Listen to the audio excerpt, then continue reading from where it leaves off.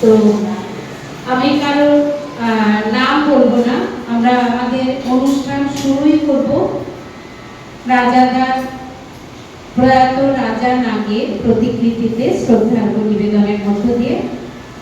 প্রথমে ডক্টর আশিস কুমার বৈদ্য, সাথে চলবে একটি স্তোত্র গান, পরিবেশন করবেন শ্রীমতী সুজাতা সোম।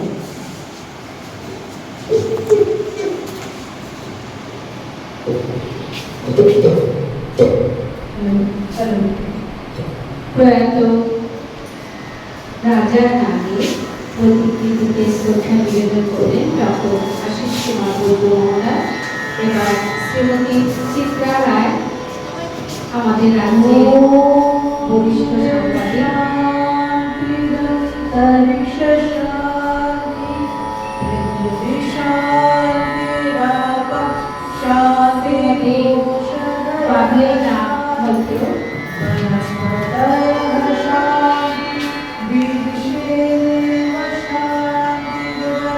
আপনারা এখানে যারা উপস্থিত আছেন সবার প্রতি আমার অনুরোধ থাকবে আপনারা একে একে প্রতিকৃতিতে শ্রদ্ধা নিবেদন করুন।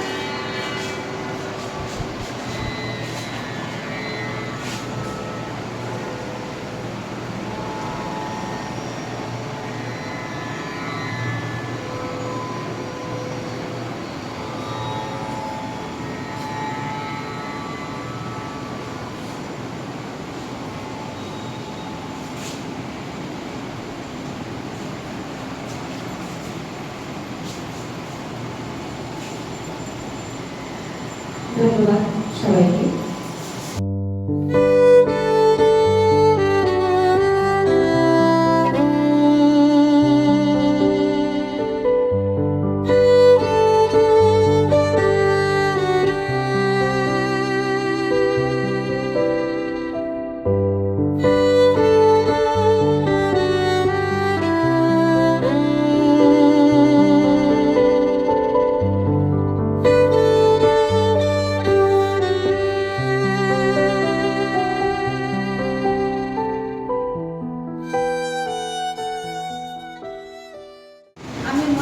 রাজাদা আমাদের প্রত্যেকের মধ্যে আছে, প্রত্যেকের মনে প্রাণে অনুভবে রাজাদা আছেন এবং থাকবেন। আজকে যে অনুষ্ঠান, আমি আরশি কথাকে ভীষণভাবে অভিনন্দন জানাই, ধন্যবাদ জানাই। রাজাদা যে মানসিকতার মানুষ ছিলেন, তাকে আমি দয়ার সাগর বললেও ভুল হবে না। তার নাম ছিল রাজা, তার কাজকর্মও ছিল রাজার মতো। সে যে চলে গেল, সেটা রাজার মতো চলে গেল। সেই যে তার যে মানসিকতা, মানুষকে ভালোবাসা, মানুষকে সাহায্য করা, মানুষকে দান করা, নিজে যেতে এসে সেই কাজটা করতো। আমি কি করবো একটু বলুন, আমি একটু সাহায্য করতে পারি। সেই ধরনের মানুষ কতজন পাওয়া যায়, কিন্তু সেই ক্ষেত্রে আরশি কথা আজকে যে কাজটা করলো, রাজাদাকে স্মরণ করে রাখার জন্যই আজকে আরশি কথা একটা ছোট্ট মেয়েকে, ক্লাস মাধ্যমিক পাস করেছে মেয়েকে, তাকে বই পুস্তক দিয়ে, কিছু সামগ্রী দিয়ে যে সহযোগিতাটি করলো, সেটা টোকেন হতে পারে, কিন্তু একটা বিশাল বড় একটা কাজ। সেই কাজের মধ্য দিয়েই রাজাদাকে বাঁচিয়ে রাখার জন্য, রাজাদাকে কেউ যাতে কোনোদিন না ভুলে যায়, তার জন্যই আরশি কথা এই দায়িত্বটুকু নিয়েছে। সেটা সত্যি খুব প্রশংসার দাবি রাখে।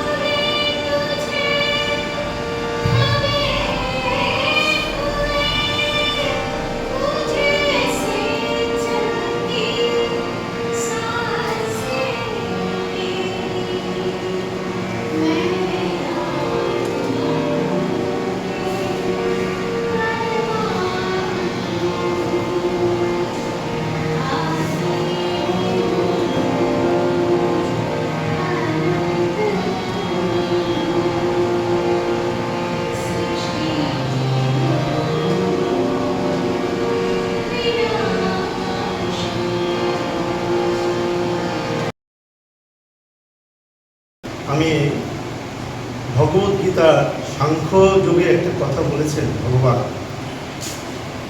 জাতস্য হি ধ্রুব মৃত্যুর ধ্রুবম জন্ম মৃত্যু জন্ম মৃতস্য চ তস্মাদ পরিহার্যে হর্তেন তং শুচি তমর হুষি। অর্থাৎ ভগবান বলেছেন, যার জন্ম হয়েছে তার মৃত্যু অবধারিত, আর যার মৃত্যু হয়ে গেছে তার আবার পুনর্বার জন্ম অবধারিত। সুতরাং আমাদের শোক করা উচিত নয়, কিন্তু আমরা শোক করি, কারণ আমরা একটা মায়ার জগতে আছি। ভগবান বলেছেন, এই যে আমাদের সম্পর্ক, স্ত্রী পুত্র বন্ধু বান্ধব, সবটা একটা মায়ার সম্পর্ক।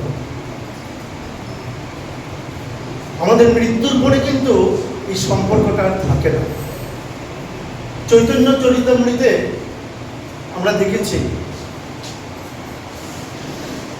গৌরাঙ্গ মহাপ্রভু তখন শ্রীবাস অঙ্গনে মহাকীর্তনে সংকীর্তনে একদম খুব ব্যস্ত ছিলেন। এত সুন্দর কীর্তন হচ্ছিল, হঠাৎ করে মহাপ্রভু কীর্তন থামিয়ে দিলেন।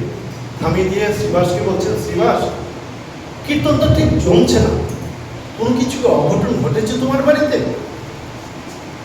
তখন শ্রীবাস বললেন, প্রভু, আমার স্ত্রী ঘরে আমার মৃত ছেলেকে কোলে নিয়ে বসে আছে। বলো কি, তোমার স্ত্রী কি কাঁদছে না? বলে, কীর্তনে বিঘ্ন ঘটবে তাই আমার স্ত্রী কান্নাকে ভেতরে চেপে রেখেছে।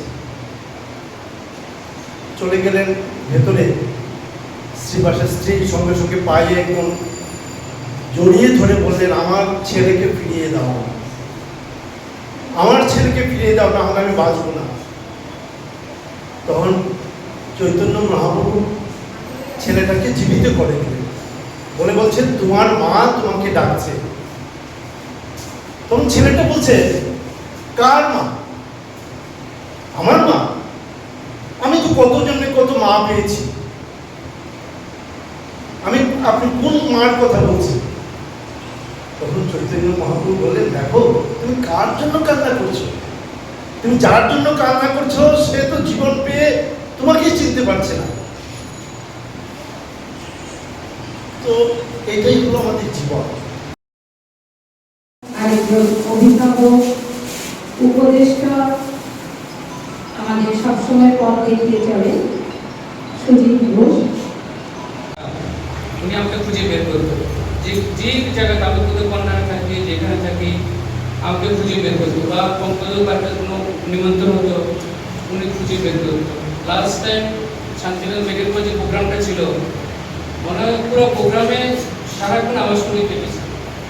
মানে আমার শ্বশুরের সঙ্গে ওনার খুব সম্পর্ক ছিল, উনি ভালো করে জানতেন। আমি অনেক গল্প ওনার মেডিকেল লাইফে, কর্পোরেট লাইফে আমি কী করছি, মানে আমি জানি কেন জানি, সবসময় আমাকে খুঁজে উনি বের করতেন।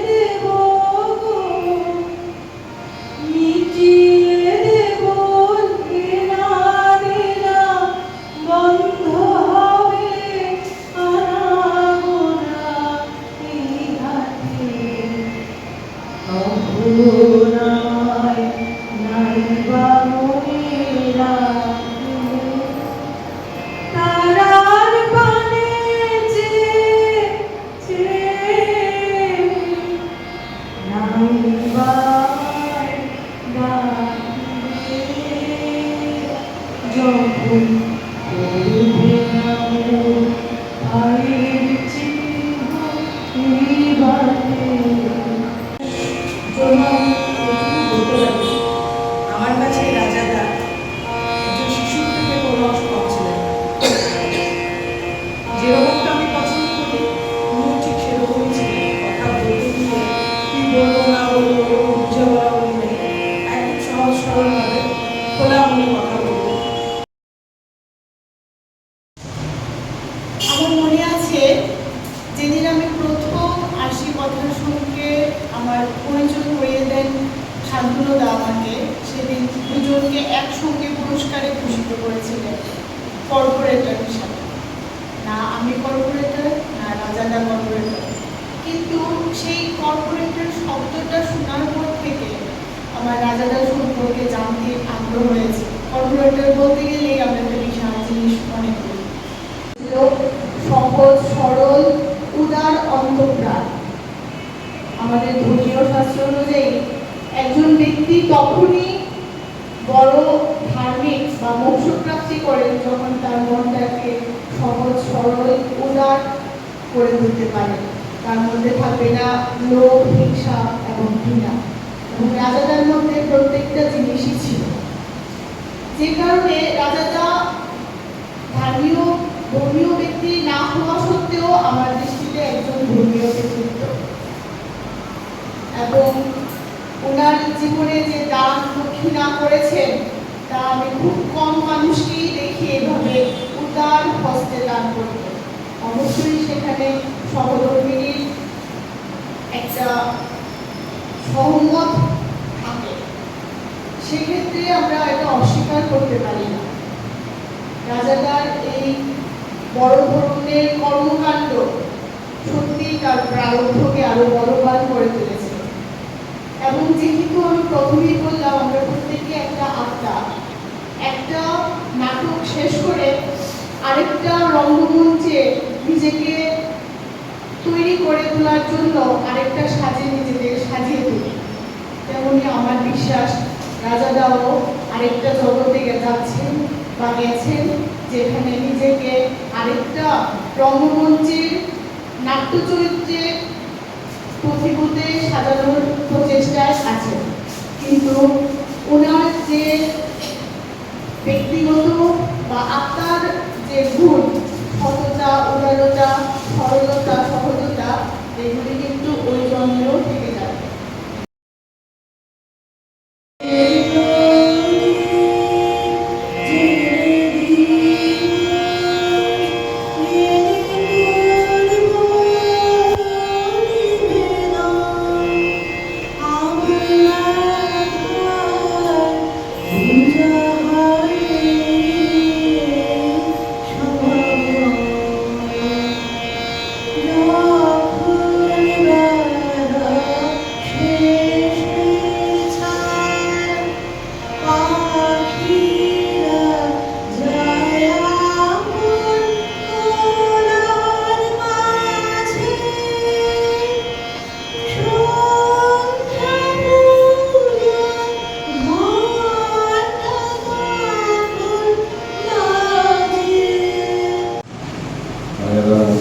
সবাই বুঝতে পারছি যে ওনার মতো একজন ব্যক্তিত্বের সব কিছু স্মরণ করা সম্ভব নয়। তবুও আমি যেটা বলবো যে রাজকীয় রাজা না, কিন্তু দেখুন তিনি কতটা ছড়িয়ে গেছে, দেখলেই দাদা সম্বোধন করেছে। আমি সাধারণত অধিকাংশ মানুষ যারা আমার থেকে বয়সে বড় ওনাদের নামের শেষে বাবু শব্দ করবে, অথচ রাজাদার জন্য শুধুই রাজা। আজকের এই স্মরণ এবং মননে যিনি আছেন তিনি রাজা নাম। আমাকে বলা হয়েছে স্বরচিত কবিতা বলতে, কিন্তু আমার কাছে যে শব্দ নেই, শব্দ চয়ন করা আমার দ্বারা সম্ভব নয়, তাই আমি কবিতা বলছি না। কারণ আমার সাথে ওনার যেদিন শেষ দেখা হয়েছিল সেদিন শুধু উনি একটা কথা বলেছিলেন, দিদি আপনি জানেন না কেন? কোনো ভুলেছিল বুঝি আপনি জানেন? কি ব্যাপারে? তা আমি নিমন্ত্রণ করলাম, আপনি গেলেন না। আমি বললাম যে বলি আসলে সত্যি কথা বলতে কি, আশিসদার নাতির জন্মদিনে অন্নপ্রাশনে বৌদি এবং দাদা ভাই খুব করে বলেছেন, বলছে যে আমাকে বাড়ি যেতে হবে। আমি বললাম না দাদা ভাই, বাড়ি যেতে কেন হবে, অবশ্যই যাবে। বৌদি আমাকে দিল, চিঠি পাঠিয়েছে, এসে করেছে, কিন্তু আমি যেতে পারিনি। এটা আমার বিশেষভাবে দুঃখের কারণ এবং অপরাধতা এবং আমারই কষ্ট। কিন্তু আমি তো ভাবিনি কোনদিন যে আমি সত্যি আর ওনার সাথে কোনদিন কথা বলতে পারবো না, হয়তো আর কোনদিন আমন্ত্রণ করার লোকটাকেই আর পাবো না। আমি তার কদিন বাদেই আমি বাংলাদেশে চলে গেলাম। কবিতার নাম দিয়েছি রাজানাথ স্মরণে শ্রদ্ধাঞ্জলি। হে প্রিয় রাজাদা, মানুষের মাঝে মিলিয়েছ তুমি সদা সদা আলো দিশা। তোমার অকাল প্রয়াণে অসময়ে এই জগতে নেমে এলো এক গভীর নিশা।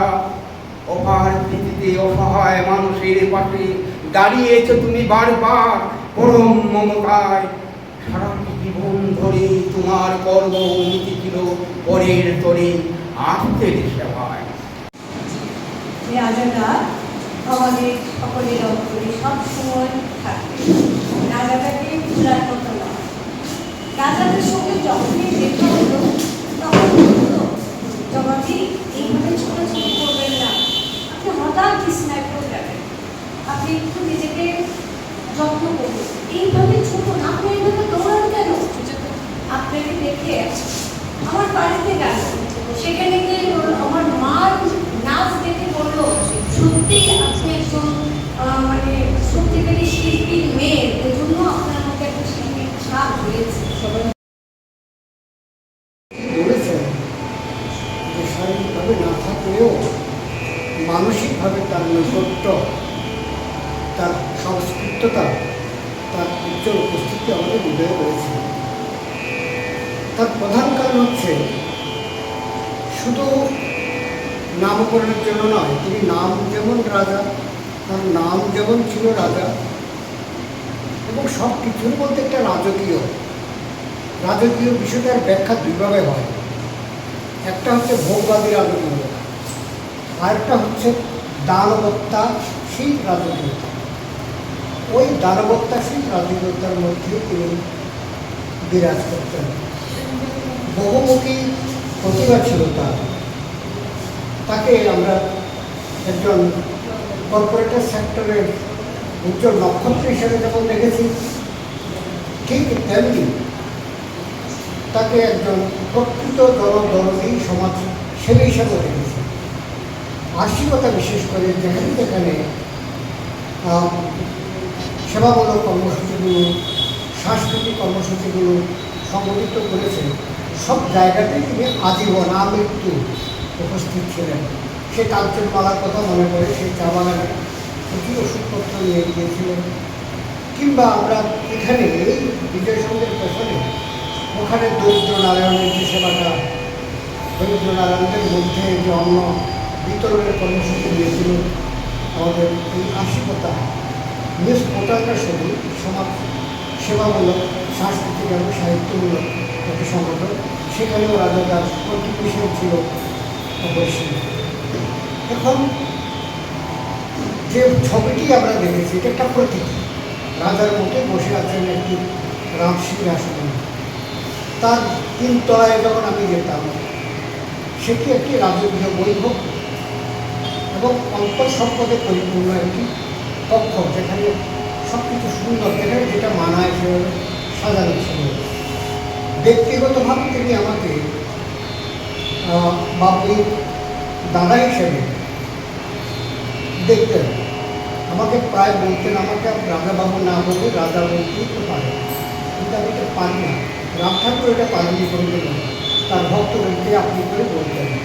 আমার থেকে 20 বছরের ছোটো অভিভাবক থাকে, তুমি আপনি করে বলবেন, ওটা আমি পারবো না, বললেও পারবো না। মানে এই যে একটা আকর্ষণ, অর্থাৎ আত্মীয়তার একটা সম্পর্ক তিনি অনুভব করতেন। লেটেস্ট যে ভাই ফটোটা গেল, সেটা আমি দিতে পারি না।